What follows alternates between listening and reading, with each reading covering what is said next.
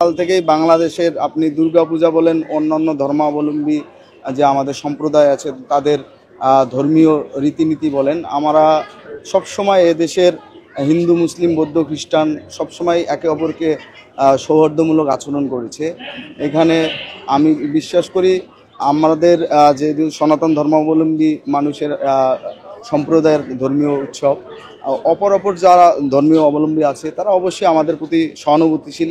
আমরা যেমন ঈদ উদযাপন করি আমার বন্ধু বান্ধবের সাথে, এবং পূজার সময় আমার যে অন্য ধর্মের বন্ধু বান্ধব আছে তাদেরকে আমরা নিমন্ত্রণ করি, দাওয়াত করি, তারাও আমাদের দাওয়াত নেয়। আমরাও যেমন ঈদে বন্ধু বান্ধবের সাথে ঘুরতে যাই, আমাদের পূজা মণ্ডপে অন্য ধর্মের বন্ধু বান্ধব আসে। আমরা এখানে ফুচকার দোকান আছে, বিভিন্ন চায়ের দোকান আছে, বিভিন্ন ধরনের পিঠা পাওয়া যায়।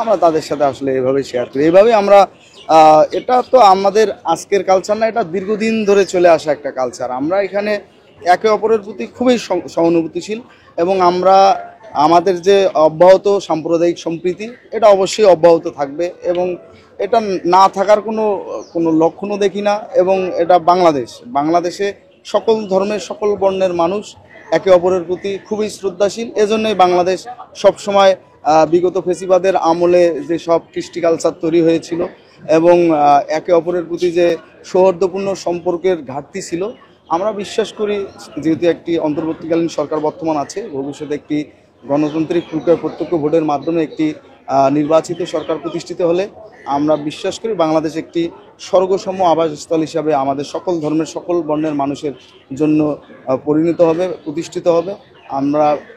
আমি এটুকুই বলবো যে আজকে শারদীয় দুর্গাপূজা উপলক্ষে আমার পক্ষ থেকে আমি এটুকুই বলবো, সকল মতের সকল পথের মানুষের মৌলিক এবং গণতান্ত্রিক অধিকার নিশ্চিত হোক, এই প্রত্যাশায় আমি সবাইকে শারদীয় শুভেচ্ছা জানাই।